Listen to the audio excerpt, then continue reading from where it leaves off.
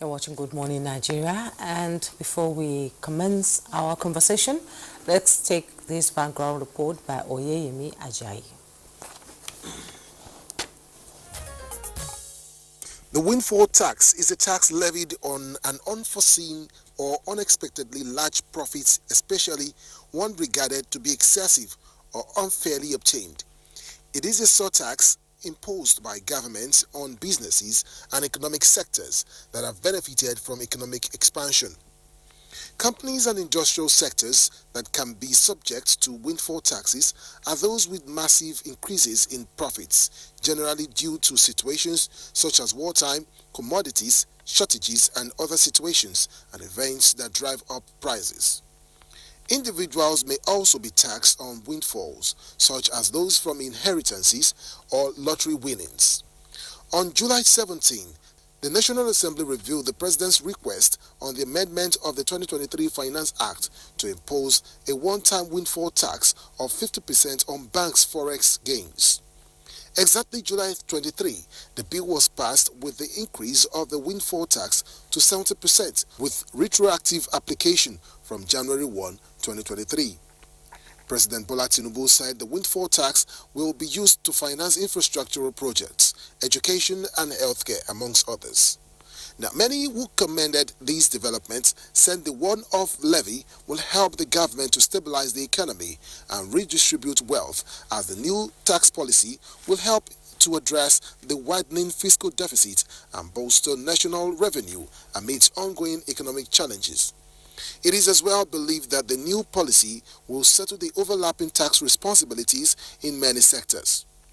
Some in other quarters believe the federal government has to reconsider the imposition of a 70% windfall tax on banks' foreign exchange gains, as it could exacerbate currency volatility due to reduced market participation with the potential to destabilize the economy. Well, with this back and forth, how beneficial will this be to the economy, especially the positives towards the foreign exchange in the country?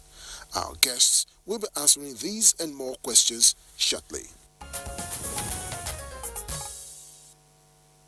All right, thank you very much, Oyeyemi Ajayi, for that background report. And to kickstart our conversation, let me introduce here in the studio Dr. Kennedy Iwundo. He's Chairman, Chartered Institute of Taxation of Nigeria, Abuja District. A pleasure to welcome you to Thank you for having me. Thank you very much. And while we await the other guests here, Jumai? Yes, we have Professor Yushao Ango, Professor of Finance and Entrepreneurship, and he's also the Deputy Vice Chancellor, Academics, Kaduna State University. He's joining us from Kaduna. Good morning.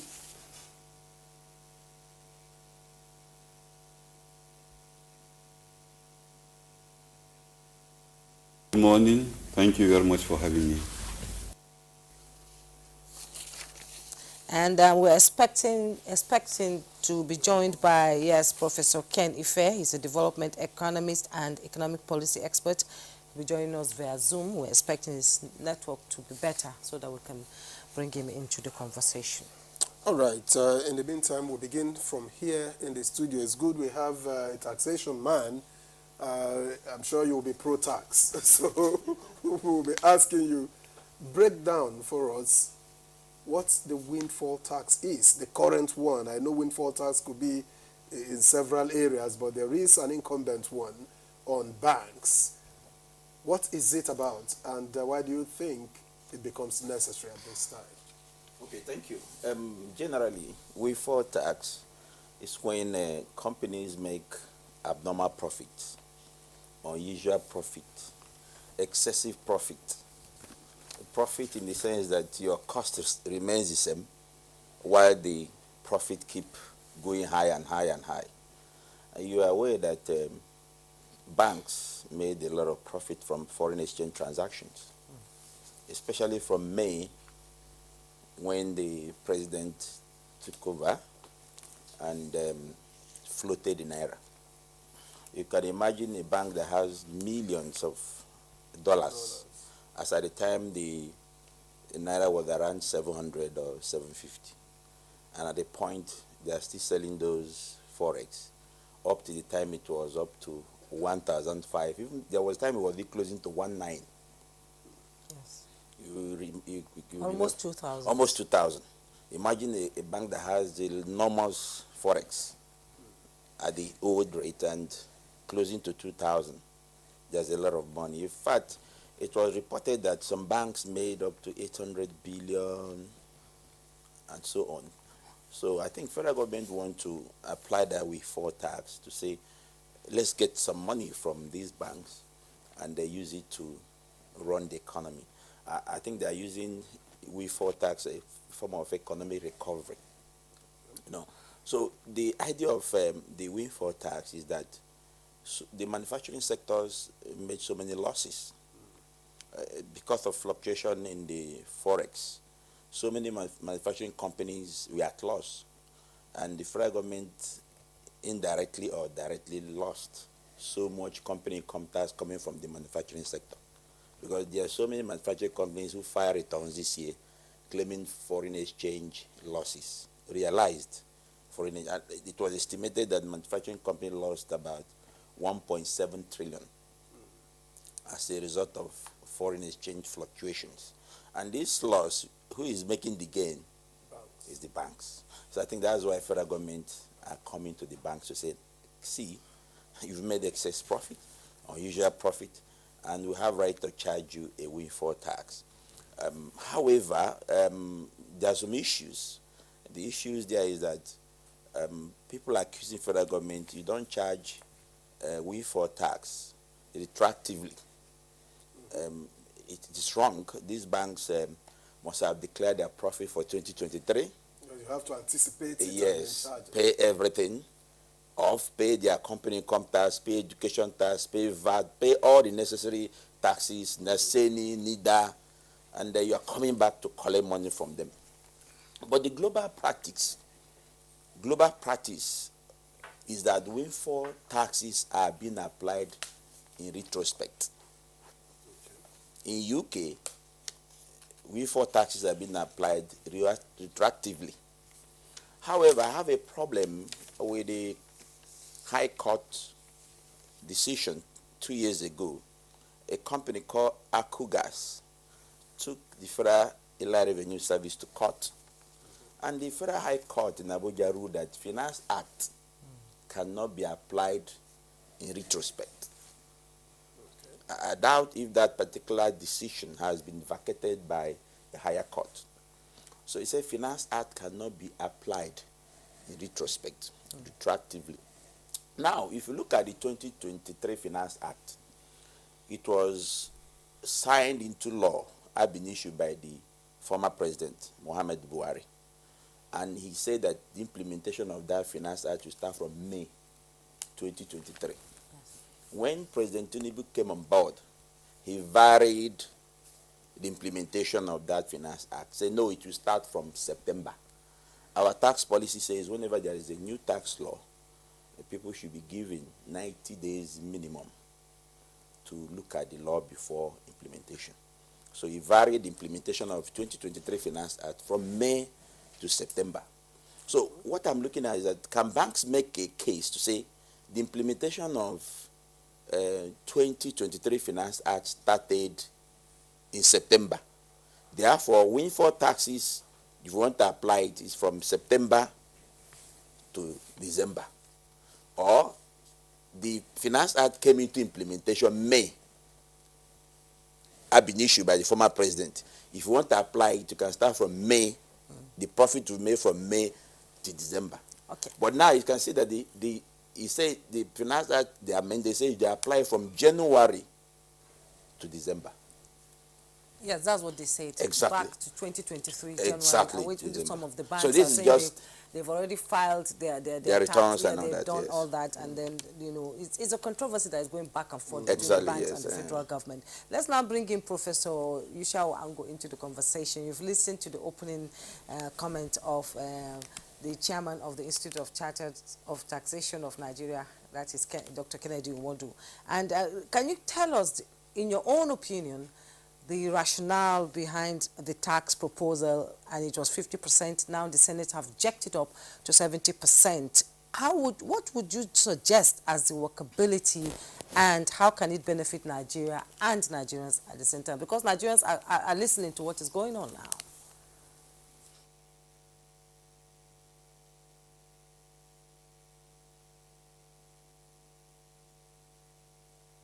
Been explained, anything that is referred to as windfall means it's an unusual occurrence. You know, we're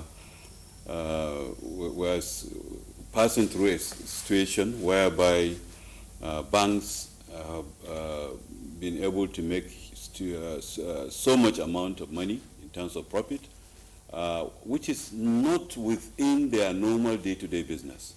It's not within their strategic activities or any strategic plan. You know, government just came in with a policy, and that policy now resulted in this huge differential. So that is one. And for us in Nigeria, windfall taxation is relatively new.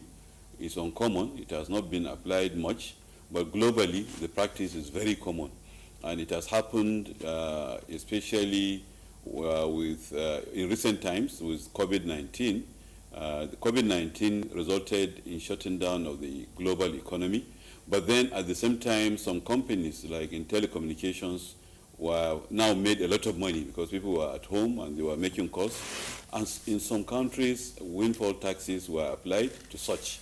And then in some countries also, you know, you find that windfall taxes are applied, you know, to certain specific companies or projects or industries or sectors. Like, for example, with the Ukraine-Russian war, some companies that were into provision of ammunition and all that made stupendous amount of money in the US and other places, and such taxes were applied. In some countries, these taxes vary, you know, depending on what it is. And you find that up to 95%, and in fact, I've come across one that charged up to 100%. So this is normal, you know, this is normal. But in the case of Nigeria, this is highly justified. You know, if you look at it, when the decision to float the Naira came in, and that decision meant, like the previous speaker said, you know, automatically whatever assets you have in foreign exchange have catapulted more or less from 700 and something Naira to a dollar to 1,500, 1,008, 1,009, as the case was. That was so much money. Now, but the beauty of it was that Central Bank of Nigeria, early enough, you know, instructed the banks not to give out dividends out of this income that was generated unusually. So there was, if you like, a careful and a very correct decision on the part of the central bank to avoid the banks spending the money. So these monies have not been spent because central bank had actually asked the banks not to distribute these monies in terms of dividends. Now, secondly, there is also the consideration, you know, about that it is retroactive. All over the world, globally, that is the practice. You know, windfall taxes are actually retroactive. More often than not, they are one-off. You know, they are not taxes that you levy continuously, you know, over a long period of time. And I believe 70% is very, very reasonable. This is something, this is money that is made not out of any effort on the part of the banks. And I believe, like the previous speaker said, some sectors have suffered. And you know, in taxation, what you are trying to do is to redistribute income. You know, make funds available, you know, to those sectors that, or those individuals that have suffered because of those decisions. And then government already, as you know, had come up with various initiatives and policies to support various sectors. You know, like, for example, the loans that will be given to manufacturing, to micro, small, and medium enterprises, the various palliatives, and all those things. Those are costs, you know, associated with this government policy that affected especially the issue of floating the foreign exchange. So government has the right, and I believe the other side of the economy also have the right, you know, that to mop up from banks, you know, some of these monies that was not out of any effort on their part, you know, that they have made. So this is in order, and I believe 70% is very good enough, and I think it's even very fair to the banks because it was something that came to them, like was stated as a windfall. think it's even very fair to the banks because it was something that came to them, like was stated. Thank you very much. Let me get back. He has also alluded, confirmed what you alluded to earlier, that the manufacturing sector suffered within the period. And so I'm wondering, will the windfall tax benefit now the manufacturing sector? Is there any way that the government intends to, give back to the manufacturing sector to compensate for the period of suffering? Yeah, the only way the manufacturing sector will benefit is for government to use the proceed of the windfall tax to put up infrastructure to improve production in the country. Right now, the manufacturers are facing power problems. The cost of production in this country is very high. Mm-hmm. So what do we do to improve power supply? Will government get the money and invest in the power sector? Because I keep saying it, if you resolve Nigeria energy crisis, you have solved our problem. If this country will have uninterrupted power supply, it will trigger growth of so many industries, and it also attracts so many foreign investors to come and invest in the real sector and the manufacturing sector. So what I expect government to do is to find a way to use these funds and invest it into the infrastructure. That's where the manufacturers will benefit, because you will not give them cash. You can never give manufacturers cash. So government should find a way to improve manufacturing sector by improving the energy infrastructure. Another way is to use policy, because right now the banking lending rate is so high. So manufacturers will find it difficult to go to the banks to borrow money. In fact, borrowing money from the bank now is not advisable because of the high rates. Another area is the cost of production. Some of the things the manufacturers are being importing into the country, some of the things we can also produce here, as I said earlier. So as the dollar rate is going high, the cost of those imports are going high, and at the end of it, to affect the cost of production. So government should also see a way to stabilize the forex, so that, like recently, they said government gave information that they can import some food items. Importing food items is not the solution to our economy, because if the rate is increased, okay, since then you can see that there's demand for forex. It has moved from 1.5 to 1.6 and it's heading to 1.7. Yeah. So if you are using 1.7, if it gets to 1.8 and import food, the food will still be expensive. So you still have not solved the problem, because you are importing inflation at the same time. So what do you do to encourage local production? Whatever government can do to encourage local production will definitely benefit the manufacturers and benefit the economy. So I believe that government is looking at for 6.2 trillion. The budget was increased to the additional 6.2 trillion. 6.2 trillion. Yes, and out of this 6.2 trillion, they are looking at using this windfall tax as part of the funding to fund that particular increase in budget. The national budget. Exactly. So what we talk to government is that, where do we put this money? Can we put this money into infrastructure, to the road project? Because manufacturers also need good roads to make sure the goods manufactured are well distributed. Can we put it into power sector? How do we improve the power sector? So anything you're going to do into the energy sector will benefit the manufacturers. I think that's where the manufacturers can benefit when it comes to this. Yes. Exactly. Yeah. Okay. So you're an advocate of not importing food because it will increase the forex Importing demand. food into the country is not the best. It could be good on a temporary basis, but you are also killing the local industry. Because I could remember when Nigeria was doing export promotion program and import substitution program. Import substitution, where you reduce your import and encourage the local product. Because when you are encouraging the local production, you are creating jobs, you are making the economy more viable.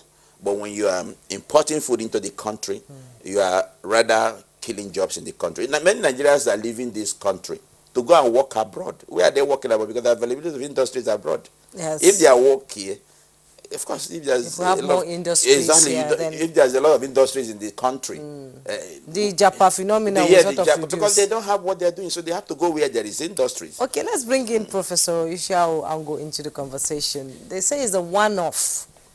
Can you explain to us what it means as one-off, since it doesn't mean it will not continue, it's a one-off.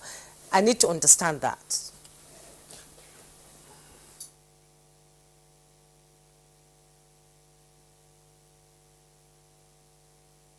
It means basically is when such unusual profits are made, you tax at that point. That means it's not going, you don't expect that will happen next year or the year after. It's something that you have gotten, except if something should happen to that particular industry or any other industry that will also result in windfall profit. Then at that point, government can charge. So it's not going to be continuous. It's not like the tax rate for corporates or the education tax, which is normal. This one is an unusual one. Even for, as income, is just unusual. It's not going to continue year in, year out.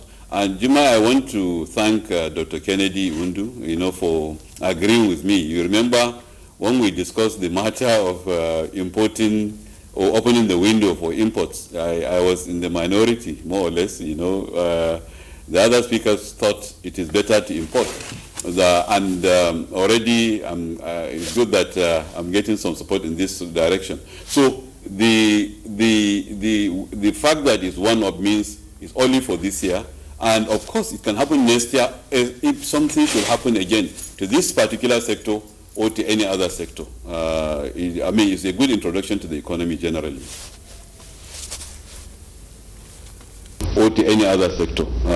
It's a good introduction to the economy generally. In the studio, and he's not an advocate of importing food because it will jack up the forex demand by Nigerians. Mr. Victor, I think. All right. Yes. Let me now introduce Representative Dabo Ismail Haruna, who is the member representing Toro Federal Constituency of Bauchi State. He is Deputy Chairman, House Committee on Public Assets. It's a pleasure to welcome you to Good Morning Nigeria. Thank you. You're welcome.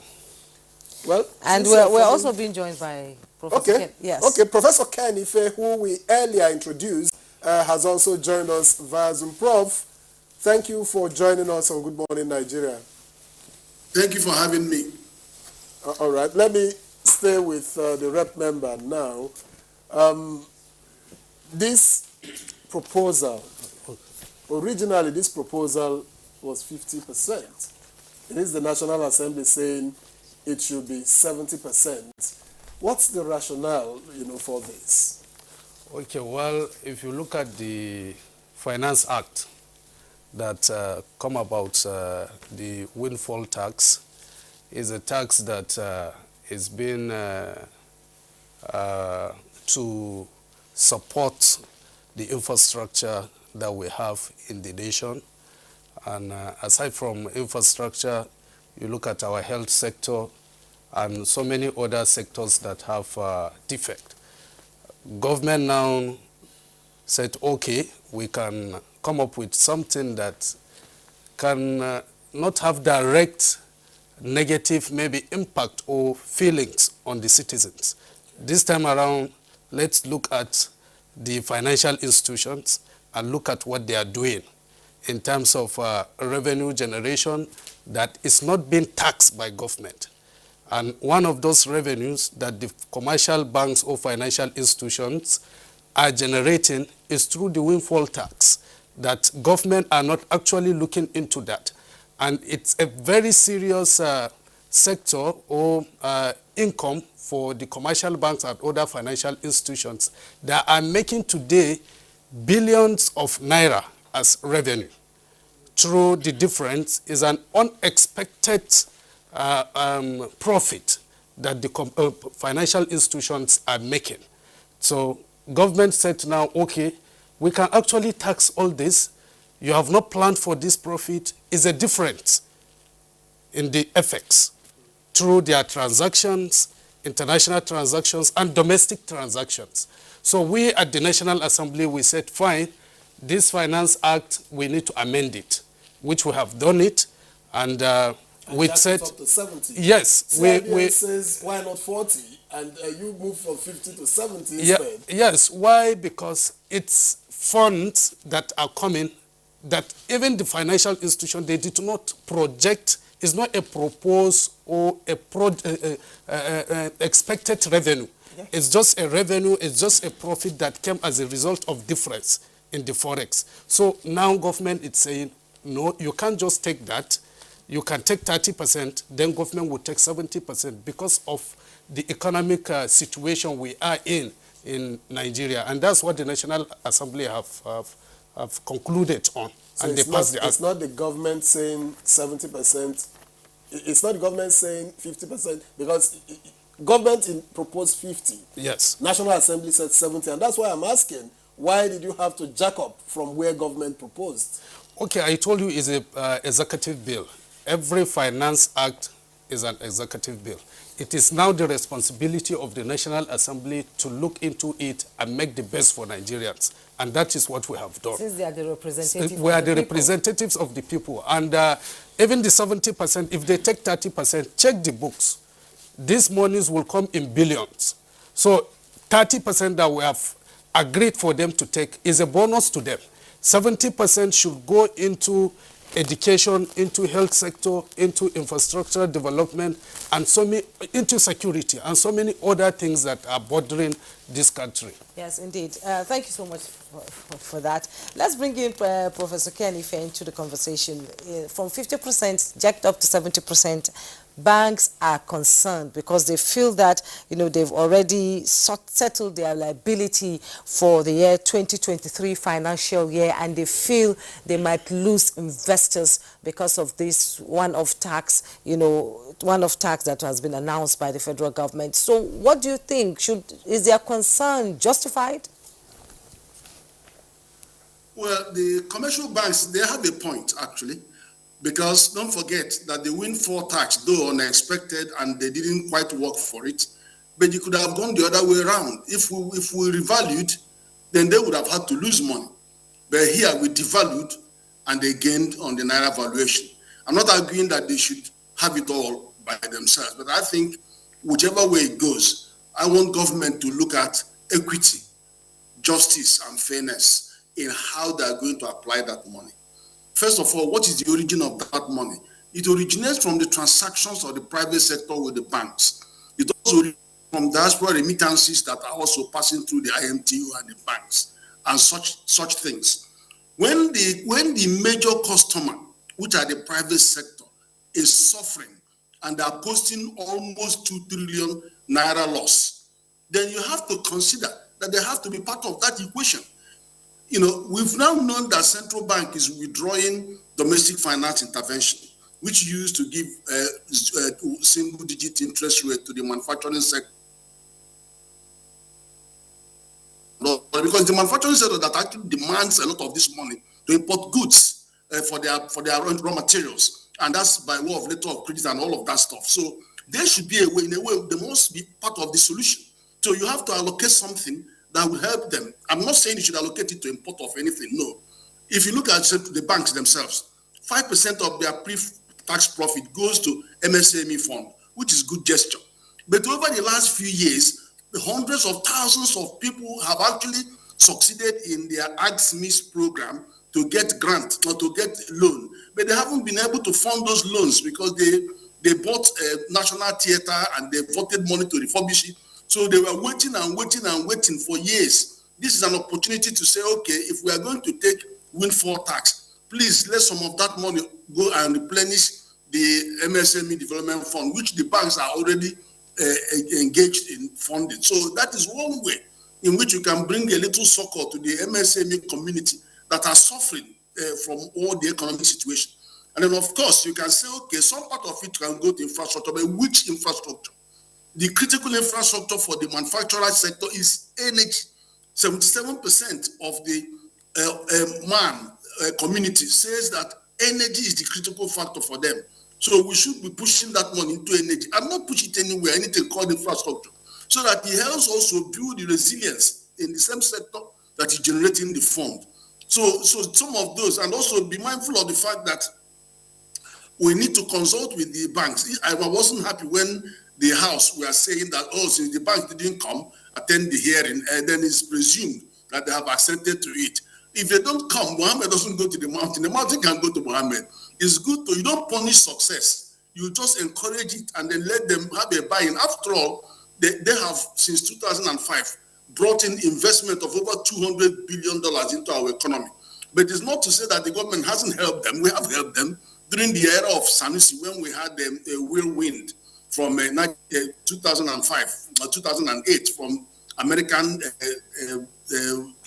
property crisis. Our bank suffered. So AMCOM was created, 6 trillion went to AMCOM, and we even got back up to 1.5 billion. So there are symbiotic relationships, good things here, good things there. We need to maintain that. Don't forget, this sector generates 23% GDP growth rate in our economy, even though their contribution to GDP is only about 5.5%. But they are a major source of revenue and growth in our economy. So we need to be active in nurturing that relationship and explaining why government wants to do that. It will be offensive to simply carry that money and go and use it to pay minimum wage for federal workers. That's not what you should be going for. You should be going to make sure you build resilience in the source of that money, and then make sure there's equity and fairness in how it's going to be distributed.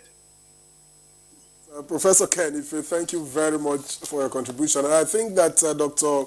Iwundu had alluded to that earlier, that such money should go into infrastructure as a way of giving back to those sectors that lost money while the banks gained them. But the two guests in the studio are itching to respond. So let's give Honorable Dabo a breather while he's still sorting out his notes. Let's get the response, the immediate response of Dr. Kennedy Iwundu. Okay, what he said is exactly what I was saying. To take that money and pay minimum wage, as he said, may not be fair to the manufacturing sector. So, because they are the ones that... Is that what the federal government is saying? No, we are just anticipating. Okay. We are just saying it. Yes, because there are statements already. Exactly. So, because sometimes the implementation may not be what we had in mind. Yes, we are just trying to say that, because what we are saying is that the manufacturing sector suffered a lot. Most of the manufacturing sector import their inputs, and they need forex to import this input. That's why they made so many losses. I know that in tax law, if you make losses, foreign exchange losses, you also account for it. You also get deprived with the tax law. If you make losses, you also have to account for it in terms of your tax, especially if it is realized exchange loss, of course. As he said, the money should go into the energy sector that will improve production. The money should go into, if they have loans, soft loan for the manufacturing industry, where they will be giving single-digit interest rate loan, the money should go there. What about entrepreneurs? That's what I'm saying. Okay. That's where the money should go. They should find a way to encourage local production. I keep saying local production because anything you can do to encourage local production and boost local industry will stabilize the country. Because at the end of the government will collect taxes from industrialization in Nigeria. There will be increase in goods and services, and it also stabilize the, reduce the inflation rate. One of the things that causes inflation is that the goods are few, and so many people are chasing these goods. So when you have mass production of goods and services, food items and all that, it goes a long way to stabilize the country. Okay, Honorable Dabo, do you have a contrary view to what Professor Kenife said? Yeah, actually, we're out there for the people and for the Nigerian people. What government is saying, you are making profit, all the financial institutions. Aside from this, you have been declaring profits in billions of naira. When you look at their books, both the private sector, for example, I was opportune to have one-on-one with the MD of Dangote Cement. And we asked him, why are you increasing the price of cement while you are making a profit? That the cost of production and so many other things has gone up. He talked about, they were emphasizing on these effects. And I had a critical analysis for both Dangote, Bua, and one African cement company. And in my analysis, we realized that, and I will say it here, that what they are saying about FX is actually not the true reflection of price increment in Nigeria. It is control. In the first quarter of 2024, they declared 166 billion naira profit. First quarter of 2024. And in last quarter, 2023, they declared profit of 532 thereabout billion as profit. And you kept on increasing the price of this product. Nigerians are suffering. And after our calculation, why the profit? I told the MD, yes, you want to make profit for your company, for your employer, then you also have to look at Nigerians. You can increase your profit by improving your production and reaching out distribution. You can improve your profit on that. You cannot sit down and have a plan on increase on shareholders' capital or growth in your shares by increasing prices of this product as against the interest of common man in Nigeria. So after our calculations, we have seen, even if today they sell cement at 4,000 naira, they will make almost 100 billion naira difference in profit. So all these institutions, the private sector that you are talking about, we have checked their books. They are making profit. They are not making losses in Nigeria. As against what they are saying, what they are telling the public. And we're charging government agencies responsible for checking all these things to go after them. Check their books, tell Nigerians what they are doing, and they cannot continue increasing prices of items, commodities, products in Nigeria, especially the expatriates. Yes, they have to do their business. Then come to issue of taking part of this revenue to fund, either to clear, to support the financial institutions. It has never been done anywhere in the world. We have the analysis. If you look at Czech Republic, what are they doing with their windfall tax? What are they doing with it? They are developing critical infrastructure. They put it into critical infrastructure development. While commercial banks, financial institutions are also getting, again, part of the unexpected profit. Then if you look at Lithuania is a country, what they do with their windfall tax is to fund the military.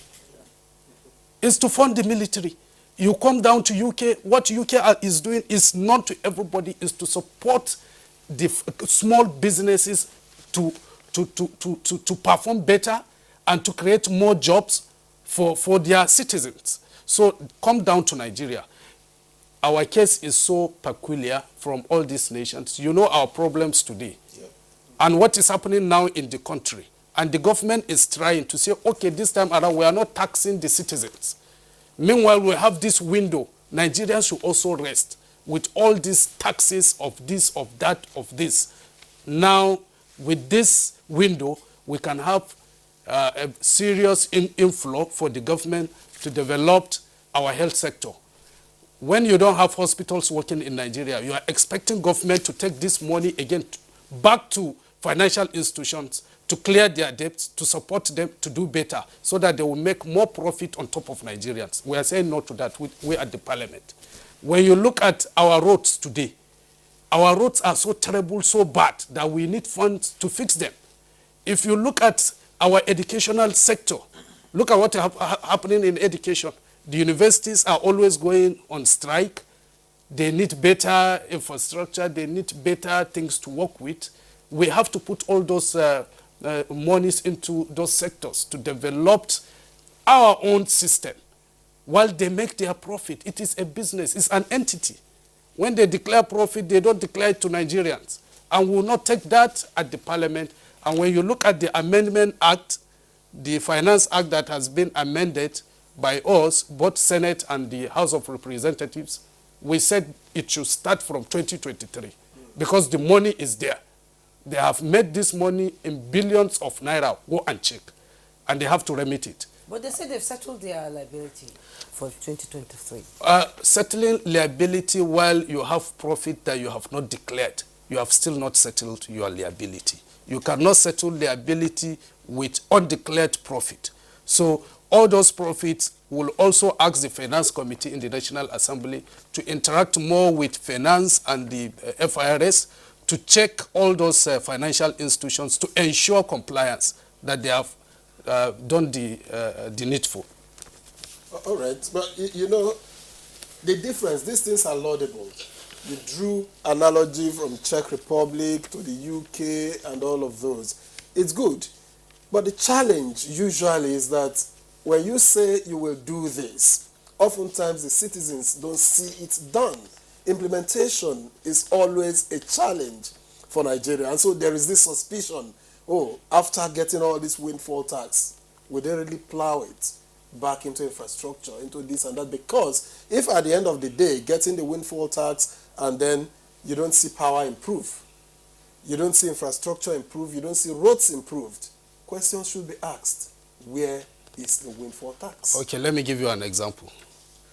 You have been driving down the FCT, I'm sure, and you have seen the roads. Yes. And you have seen where the funding comes from.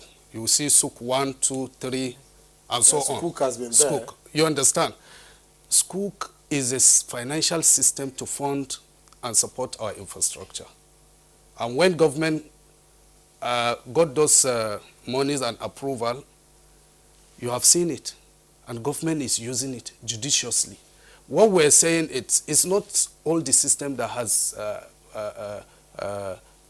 corruption allegations and so on. No. And what this government is doing, that we're so convinced that things will get better, and we keep on telling Nigerians, is that the system or the method by which monies are being applied in the past, there is a restriction and check. When you check what is going out, what government are doing with resources that they have, then there is a bit control. And that is what we are seeing as against what has been happening in the past. So these monies that are coming, it has been defined clearly, and where the money will come from, where the money will go to, and what the money will be used for. Then we at the parliament will ensure our oversight functions, compliance, and Nigerians will see positive outcome after the application of the windfall tax. Okay, Honorable Dabo, thank you so much for explaining to us the stance of the National Assembly on the windfall. Let's bring in Professor Ishao Ango into the conversation. You've listened to what they've said, and I would like to get your opinion on it. And also, don't you think the banks themselves are, that fail, because there's a penalty if you fail to pay, the 70% off, if you would hold the windfall, they have a 10% penalty, and interest to the CBN, minimum discount rate, and also, these are technical terms of the business world. Can you explain to us what the penalty means, and if banks that defer or refuse to pay, what will happen to them? Because this is a windfall. We've seen a windfall in the petroleum sector during the Abuja regime when we had PTF, and most of the money was pushed towards infrastructure, roads, hospitals, schools, and all that. Will that be applied to this situation that we have now in Nigeria, where our roads are bad, there's no water system, education is down? And let's get your opinion on it. And the penalty, do you think the penalty is okay for the banks? Is it too weighty, or is it too heavy for them?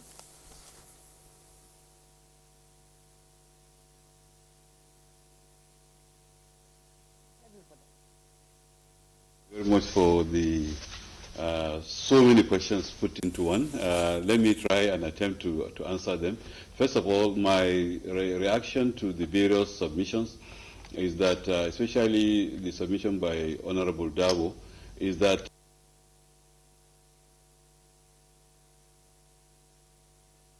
to punish anybody, to do the right thing. We have not been looking at this window.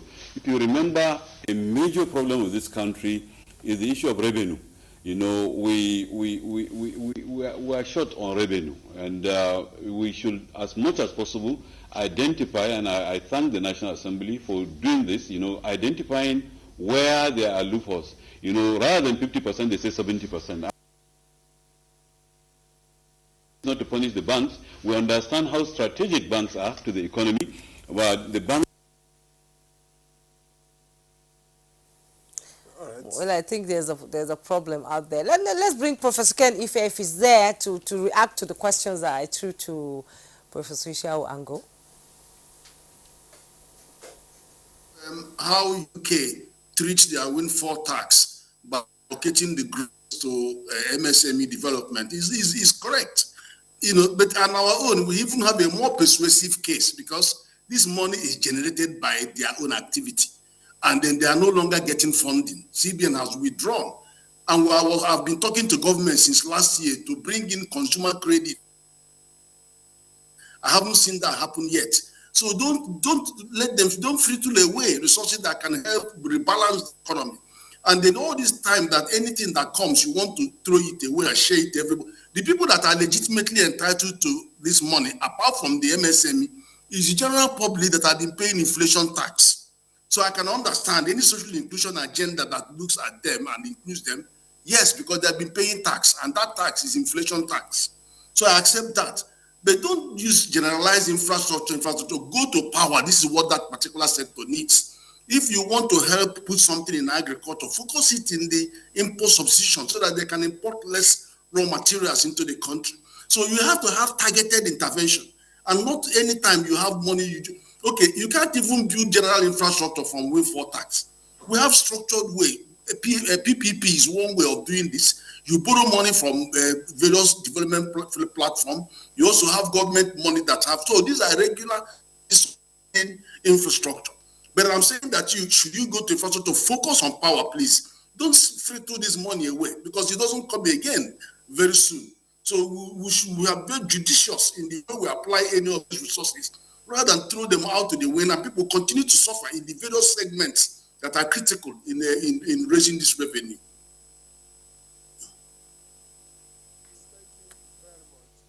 And I think that Honorable Dabo has a response to what you are proposing. All right. Thank you, Prof. We at the National Assembly were also worried about the so open, you understand, on infrastructure, on education, on health, and other sector of the government concern areas. But we want to allow the government to implement the first phase of the windfall tax, have a little time to see how they utilize the funds. We will still monitor them as part of our constitutional responsibility with the National Assembly and oversight them. If those monies are not properly applied, we'll go back and amend the Finance Act again. Yes, to make it specific that this windfall tax is going into energy sector. This windfall tax is going into education. This windfall tax is going into health institutions or into finance small businesses to support Nigerians. We can do that, but for now, with the proposal, we want to give them that benefit of doubt, let them implement the windfall tax and see the response and the impact on Nigerians. So it is something that you should not worry about. We can easily amend the act and make it so specific to a particular sector of the government. Okay. So that's on that. Then on the issue of penalty, on the Amendment Act, we have clearly defined the penalty to all the financial institutions that if you fail to remit or to declare, there will be a 10% charge on the total value that you to declare as your windfall tax. And if you fail to remit, Central Bank under the Act they have been empowered to debit any of your deposits with them and credit FIRS. Then FIRS should remit it to the finance for proper execution. So all these things have been defined and it is clearly stated in the Act. Thank you. Okay, thank you so much. Dr. Kennedy, you see, he has talked about the changing of the Act itself to suit this tax windfall that is there. But I'm still talking about penalties. Don't you think it will still boil down on Nigerians? The banks will now put tax because every time you see them removing your money, you wonder where the money goes to. Don't you think they will recover that money in the tax they issue to customers? No, they can't do that. Okay. They can't do that because anything bank is taxing is based on the law. Bank cannot tax you or collect COT. That's outside the provisions of CBN regulation. But I have a fear, so Nigerians have a fear just like me about the utilization of the windfall tax. We know that National Assembly have not been effective in the oversight functions. It is a well-known fact. The National Assembly have not been effective in the oversight functions. So many ministries and government parastatals appropriate funds, or the general will come and give reports of some of the recklessness in the appropriation of funds. Sometimes National Assembly members invite them, and nobody hears anything again. It's clear. So National Assembly need to step up in their oversight function, knowing that the country is have been bad now.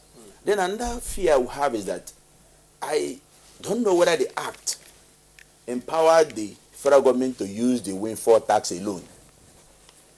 Okay. Whether it will not go through the federation account, where the federal government will still give the states and local government. Okay. And I tell you, if it's going that way, where after collecting the windfall tax, the state and the local government will get their share, I'll tell you most of those money going to the states and local government cannot be properly accounted.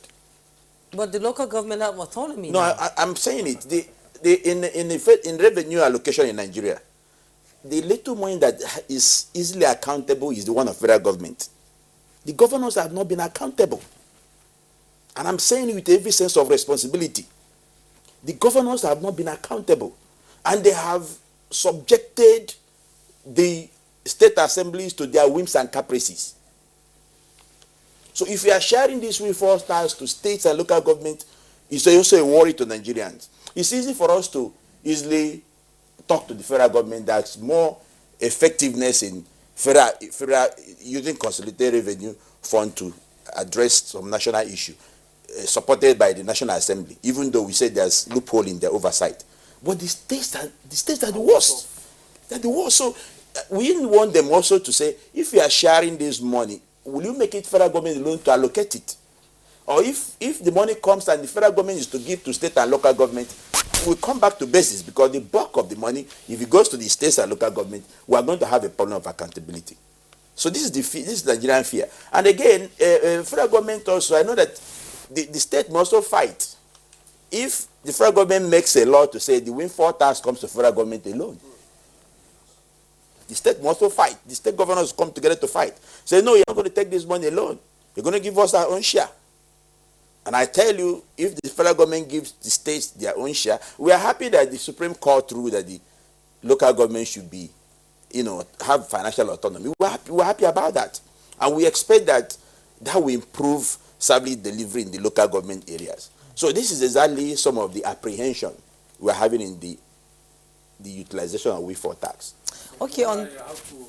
You will respond. Well, we have to take a break right now. After the Yes, break. yes. Right. When we return, the honorable member will respond to the issues raised by Dr. Okwendo. All right, thanks for staying with us on Good Morning Nigeria, where we have been discussing the proposed windfall tax. A lot of issues have been raised, from the justification to the usage of the money that will be realized, and all of those. Representative Dabo Ismail Haruna, who is Deputy Chair of the Committee on Public Assets of the House of Representatives. Now, you were going to respond to Dr. Kennedy earlier.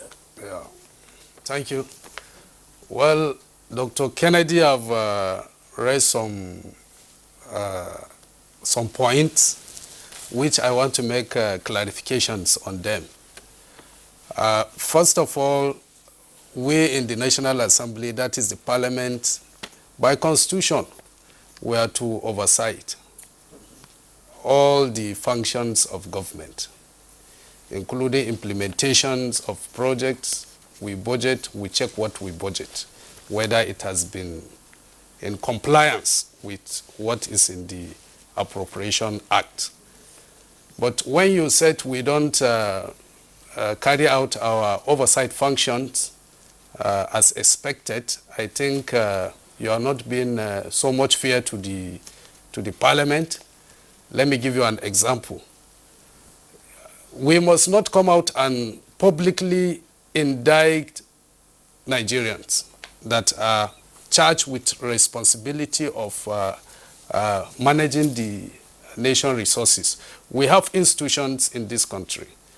We have the power to invite, to investigate, and to make recommendations, and to send our report to concerned agencies for prosecution, which we have been doing that. And if you go to EFCC today, I will say it here, go and check most of the investigations going on there, either through invite or public petitions. If you watch our proceedings in the National Assembly, you will see members and distinguished senators every day before, as part of our business of the day, we keep on reading petitions against head of agencies, against so many organizations, which after that, the House will pass a resolution to investigate. And we have been doing the investigation, and we have been sending them to EFCC for further interrogation and prosecution. So we have the record is there, you can check. We don't need to be arguing here. We know what we have been doing. Recently, let me give you one scenario that happens. In Aviation College in Zaria, the head and the civil servants there went ahead. Nigerian government bought 2 aircrafts. 2.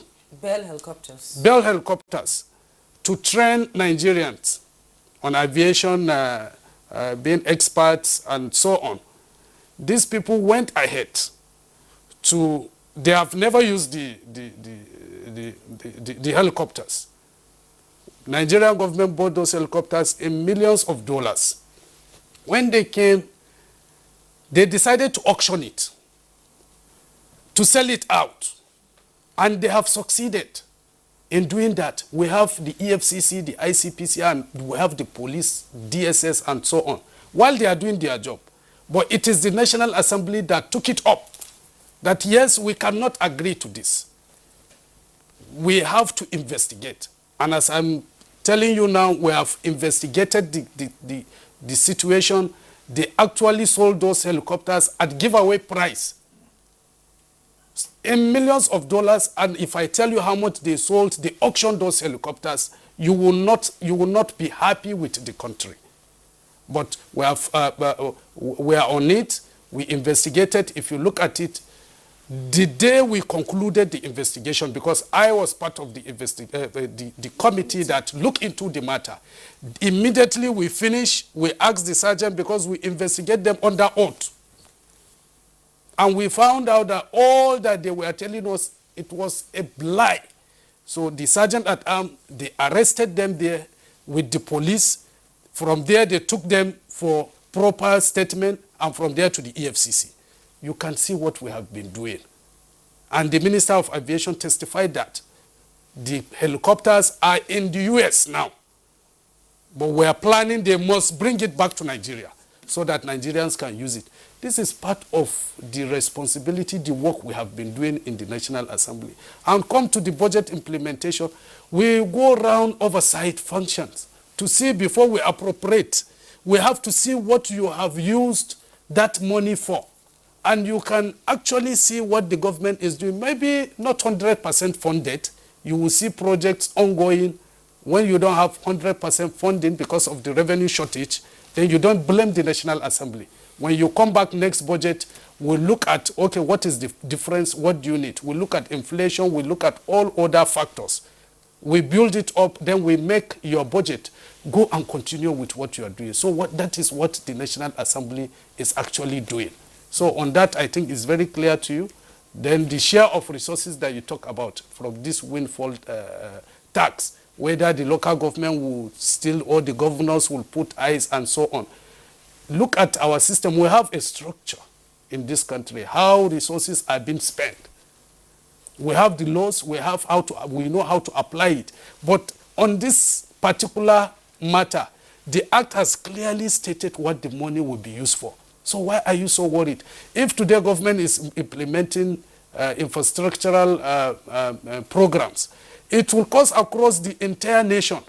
You will not say because my local government or my state or my this. This is federal government projects and you can see them everywhere. I think his worry is he just wanted to know will the money be shared between the federal, states and local government. And if it is shared, how can the states be held accountable? For the resources, these monies, you know, they are going to be pushed into the federation account.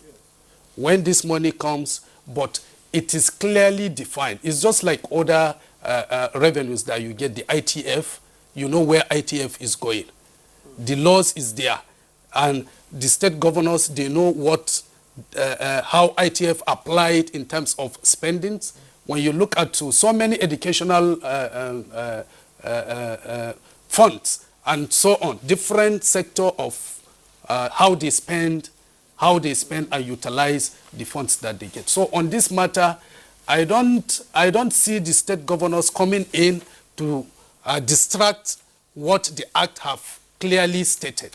So we're good, and I'm sure Nigerians will see a positive outcome on this windfall tax. Okay, thank you. Let's bring in Professor Ken Ife back into the conversation. You've listened to Professor Wando and Honorable Dabo talking about, you know, how the distribution should be. And Dr. Kennedy Nwodu is saying that if this money is to be shared across the 3 tiers of government, we've seen happen time and time again, and state government at times, it does not augur well for the local governments, but now they have an autonomy and they can also be held accountable.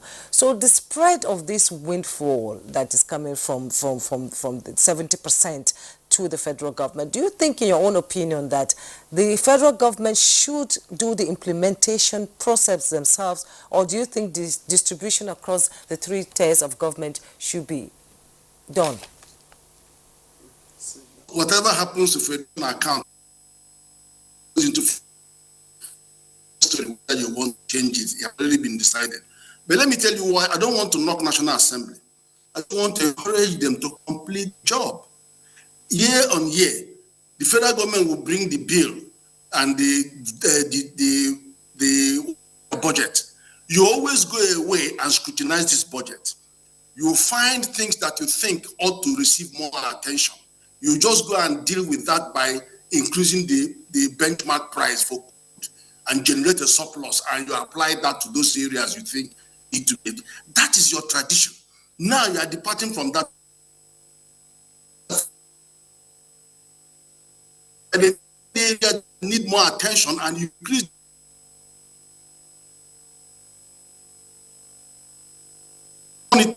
what didn't prescribe. So tell them, if you want to raise an additional act, a supplementary act to deal with how you want to appropriate that extra 20%, do so. Otherwise, federal government will just do what they want to do. They've already have a plan on what they're doing with their percent. But it is to revise that, given the things that we have raised here, and you know that they're genuine. Just send a supplementary thing to the government. Say, look, we've increased by 20%, and we want the 20% to address A, B, C. End of the story. You go back and monitor what you have asked them to do. But to say to them, let them do their thing and later you come, well, under what auspices are you going to be looking at what they think that?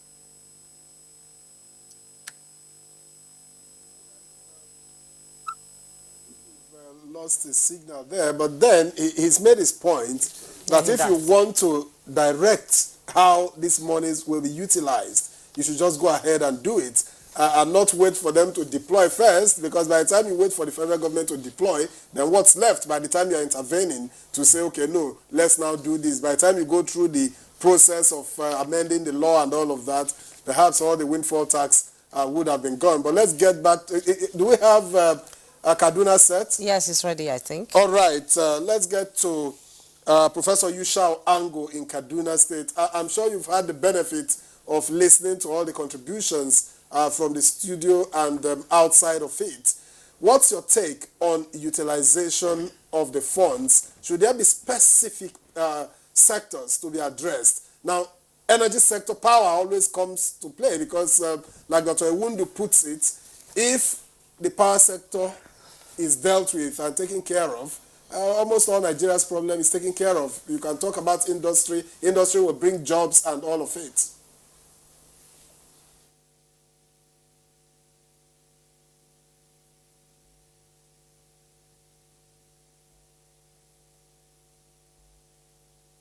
We all know that Nigeria has a deficit in terms of infrastructure. What we would love to see, the presidency or the government executive side has said they were going to spend the money on infrastructure, education, and health and security, I think.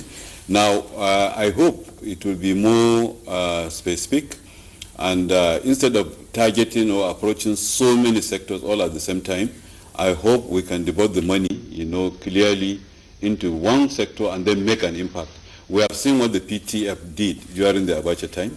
We have seen what the TED Fund is doing, since it was created in the 90s.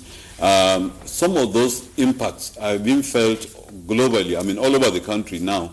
So what we'd like to see, what I would like to see is let's face, even if it is one aspect of the infrastructure that we'll face, and then let's face it, if it is education, fine. If it is health, fine. But whatever it is better rather than, spreading so thin. It's better if we can use it, in certain sectors that we can see the impact. And I hope that from now on, instead of allowing some of this windfall to be going the way it was going, because we have had windfall in our communication sector, we have had it in the oil marketing sector, but nothing was done, to actually get the windfall taxes out of them. And I hope with this initiative, government has brought in a new idea, and I hope it will be sustained. And I hope wherever there is any income that is made, that is a windfall, that is unusual, that is not out of any effort or strategic impact on the part of the industry or a company, we should tax it. And when we tax it, we shall apply it specifically to certain sectors so that we can see the results as we have seen of PTF and we have seen, or we are still seeing on a TED Fund. All right, thank you. Let's return to the studio.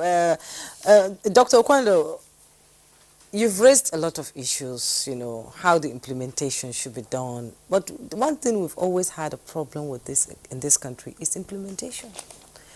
When implementation will begin and when implementation will end. So implementing this windfall now, do you think it's going to be free of any, controversy around it? No, I expect the government to be reasonable. If you check, the country is at crossroads right now.